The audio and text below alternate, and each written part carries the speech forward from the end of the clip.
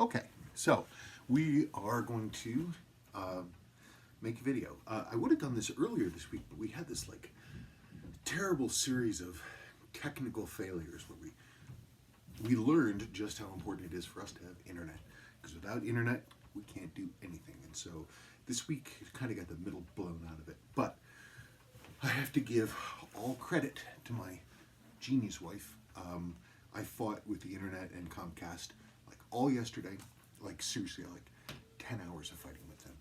And she finally got tired of waiting for me, and she had just been sort of letting me do my man thing, so my pride wouldn't be hurt.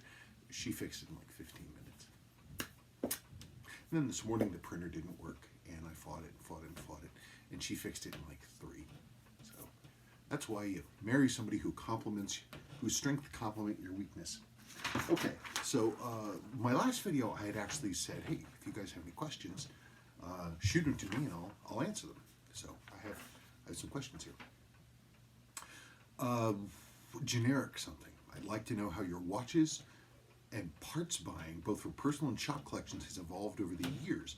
Do you sometimes buy up certain things just because they're cheap? What's the craziest bulk purchase you have made? Craziest bulk purchase. I was talking to a Canadian watch parts company about finding some 6159A parts. That's for the 6159-300 diver, the high beats. Because those parts at the time were very hard to find. And I was talking to the guy who was in charge of all their Seiko stuff. And he said, well, hey, I've got a friend inside Seiko Japan. And if you're looking for this stuff, I know they don't really use it. Let me write him. And so he wrote them, and he got a list. He said, hey, they've got all this stuff, and they're not really using it. Because I asked the guy, hey, when was the last time you'd had a 6159? And he checked his records, and he said 7 years. And so the guy at Perrin said, well, whatever you want to buy, he'll sell to you. So I basically bought almost every piece of 6159 backstock that Seiko had. It wasn't as much as you'd think, but it was a fair amount of stuff. But it's nice to have as a backup. That was probably one of the craziest bulk purchases.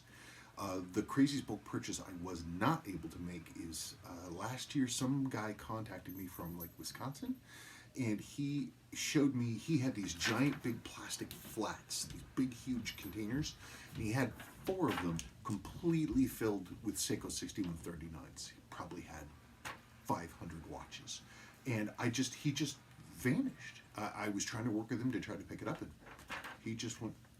He was gone. So I don't ever know. I don't know what happened to that guy. The problem that I've had in the past is that if I would find one thing and it was rare, I would buy as many of them as I could just because I don't want to run out. And now I have this backstock of parts, and so they need to be organized and stuff like that. Next question. I would like to know if it's normal for the rotor in a 7S26C movement to wobble back and forth enough to allow the weight to touch the movement. It's always sort of an ever-present issue with Seiko because they use caged ball bearings, and it's a permanently assembled thing. It's like you have a ring that's pressed in that holds the weight where it's supposed to be. And after time, those things loosen up, and if they loosen up, then they got to be replaced, and that's just kind of the way they are. It's one of the drawbacks of Seiko's sort of corner-cutting design. Sometimes they do that kind of stuff. Kraken's in here yelling at me. Oh, there was a Kraken question. Somebody wrote and said, hey, what is Kraken's favorite food?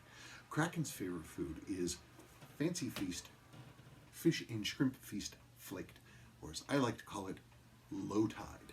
Anyway, this is low tide. She does love some low tide. Don't you love low tide? She loves low tide. Okay.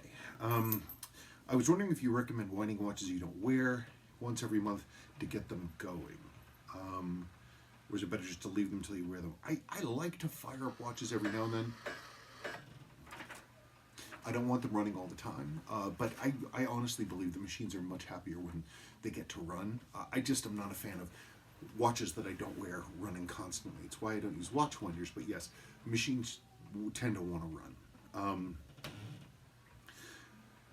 Daryl Go asked, does your wife still run the sale of crystals? May I know which is a better avenue to purchase crystals, eBay or the website? The website, Klein Vintage Watch, my brain, Klein Vintage, KleinVintageWatchParts.com. KleinVintageWatch.com. She runs all that stuff. As you can tell, I don't have a head anymore. Keith Jackson, what do you think of the new Super Seawolf 68 model by Zodiac? I haven't seen it. I do know that there are a ton of these reissue, these 60s divers, these reissues. Oris did one. And, people, all these different companies are cranking them out because that seems to be the hot thing, along with faux vintage loom. Well, I haven't seen the Zodiac or any of the others like the Radio Captain Cook.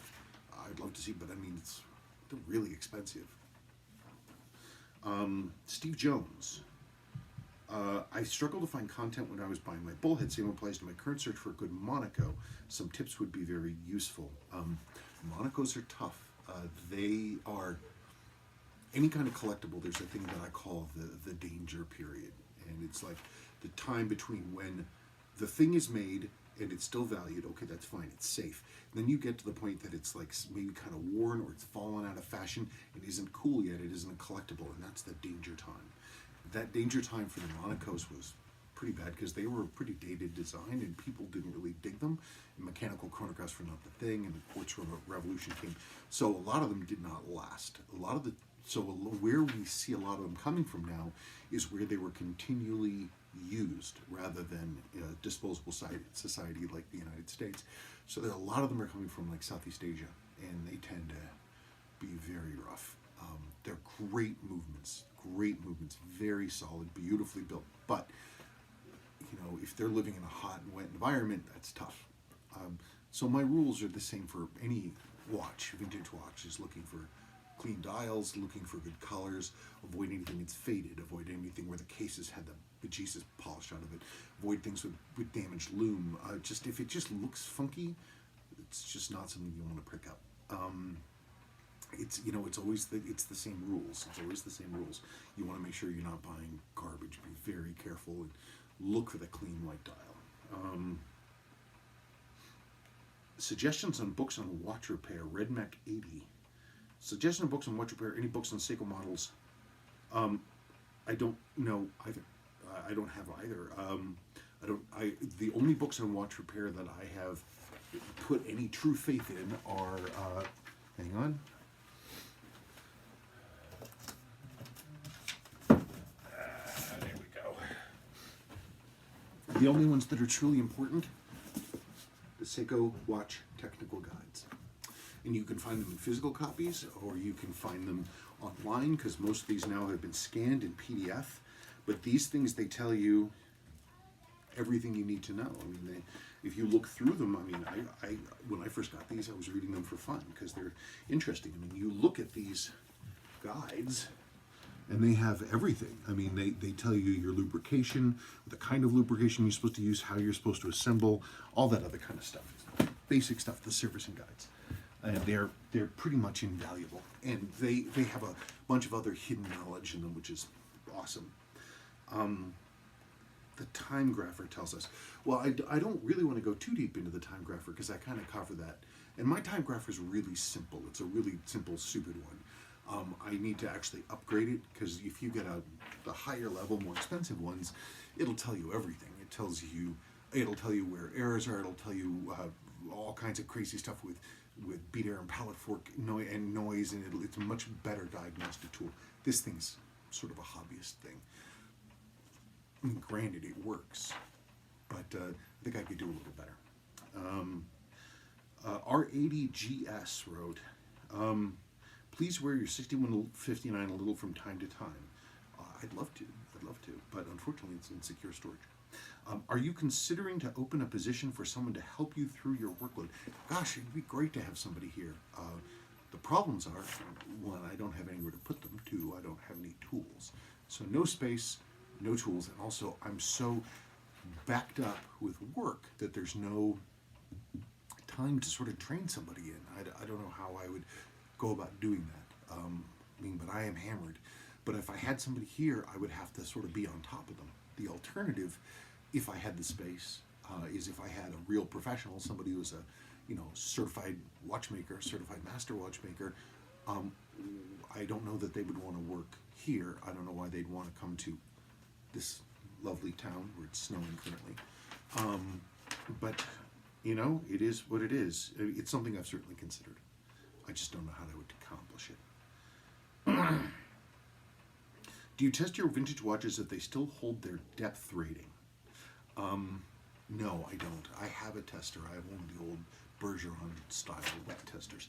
But I don't like using it. I just think it's an unnecessary risk. I really hate getting watches wet. If I had one of the new computerized dry testers, I would certainly consider it. But part of me too says, you know, these are old watches and they shouldn't be going into water anymore. And I would almost hesitate to issue a certification that would encourage people to say take their, you know, their vintage 6105 into water. It's just, the seals are to sort of, from my perspective, the seals are to keep the internal atmosphere consistent and to keep the lubrication in place. My door's open, so this is Milo. Milo. You're everybody's cat. Everybody loves Milo. Okay, so let's see. Do I own any watches made by Orient? No. Well, I own one, and it's in my parts drawer. Orient, this is really stupid, but their logo with the little lion and thing, their sort of faux heraldry thing, it's always bugged me. I've never liked it. So no, I don't own any. If I only had to choose 5 watches from your entire collection, stay with them the rest of your life, what would they be and why? 5 watches. Well, probably my 6105 8000. This is the first 6105 I ever owned, and it was a wreck, and I restored it. That's one of my reeling jobs there. But I've had this watch a very long time. Probably this. It's my hot-rodded 6105. This was an empty case. The movement was destroyed. And so I actually built a stealth sleeper movement for this. And this is, underneath the hood, this is a 6319 that I've upgunned with arbor jewels and a 6306 hacking lever. This is a 23 jewel movement underneath there with hacking lever, and it's damn near bulletproof. And it's, because it's not a 6105 movement, I don't have to worry about it. Other watches, probably my grandfather Tuna, and then my Omega Speedmaster, I would definitely keep. There are a few more watches, but they don't really count. They're sort of family watches. I think that would that would really kind of keep me going for a long time. And my Le Jour, my poor man's Le Jour, because I was actually wearing that watch in the hospital when my dad died. So that's not one that I could get rid of. But I don't know. I'd see if I could live with those. It'd give me a few divers and a chronograph, and I could probably get through. Let's see. How does the mechanism of 7828 work, and what makes it so special? The 7828 was Seiko decided to set out to prove to the world that they were just world beaters when it came to technology. Amazing stuff. And so they wanted to replicate the basic sort of look of an Omega Speedmaster. But what they did is they said under the hood they're going to make it completely different. So the 7A series was the first analog quartz chronograph ever. Before that, it did not exist. And Seiko went bananas when they made it. Quartz movements are very low stress. They don't even need to really be made out of metal because they're not stress trains. You can make them in a plastic, and most of the new ones are. But that one, the 7A, Seiko, who had been a leader in quartz and analog quartz technology, actually they went nuts. And it's the piece is, the 7A movement is 4 separate trains, all with fly-by-wire technology, with 15 jewels, all metal wheels. They're just an astonishing technical. They're an astonishing technical achievement. They're amazing, and the fact that you can get a 7828 7020 in gold plated on eBay for $40 or $50 is just ridiculous. And they're in my mind, they're the greatest quartz movement ever made. Yes, there are more technically advanced quartz movements, but the 7828 also is pretty amazing because it's so much designed to be serviced, and it's so burly. I've never seen a 7828 wear out from use. Never. I've only seen them fail because of water or battery leak. Let's see. What would be your favorite Grand Seiko if you had one, and why? I don't know the first thing about Grand Seiko.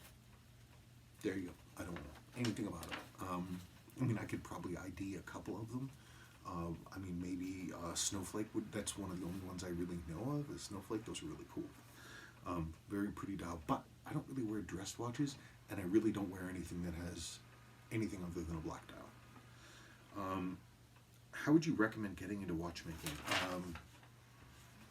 You get a junky cheap movement and a basic set of tools, and you take it apart and you see if you can put it back together. And if you can put it back together eventually and you can make it run, then you're starting on the path to doing it. The big barrier to working on watches in most people's minds is size. Oh, it's so tiny, it's a little teeny tiny thing. Well, you put on magnification and that teeny little movement all of a sudden is this big. And then it's just a machine. This is literally, it's just wrenching. Just little teeny tiny machines. I had somebody yell at me about not showing off my 62 MAS last when I did my State of the Collection for divers. And so there it is. There's my 62 MAS. It's a nice piece. I had to do some funky stuff to bring this one back, but there it is. I should really wear this more often. It's a cool watch. Really, really, really classic, beautiful design. Well, that's about it. I'm going to... oh, wait. Somebody had another question. They were like, what's with all the binoculars? My dad was really big into military optics, especially stuff made by Zeiss. And so he was a big collector of this. And he and I, after he got cancer the first time back in the early 90s, we had a real scare with that. He and I kind of rebonded, and in part we did it over this. And so he and I worked together. He got a bunch of tools from professional optics companies, and we were able to go through a lot of these binoculars, and I was to rebuild them and service them. And so when he passed, some of these binoculars were in his office, and I added them to my own collection. And I have a lot more than this, but this is some of Dad's stuff. This is some of Dad's stuff, and some of my stuff too. That's what that is. That's really about it. Now, if you have any more questions, I'm always open to hearing things, and so just write and ask, and we will go from there. Milo's trying to kill himself in a plastic bag. Cats, an endless source of joy. Okay, that's really about it. If you have any other questions, please let me know. Oh, somebody asked about the ashtray. Yeah, the ashtray. There it is. I've been wearing it ever since I made it. And it's beautiful design. It's beautiful and comfortable. I put it on I don't like wide straps though. So I built a couple sets of custom spacers, and I put an 18 millimeter chocolate bar on it. And I think it's a nice piece. I'm very happy with it. I don't know. That's really about it. Not much else really to say. Thank you so much for watching. I'm going to try to do more videos regularly. My wife says you should do one a week, one a day, and I'm like, I don't know that I can sustain that, but I definitely want to do more. There would have been more videos this week, but we had the internet explosion. And that's really about it. So thank you very much. And Milo says goodbye. Don't you, Milo? Milo. What? There. Okay. Thank you, folks. Thank you so much. Have a great weekend.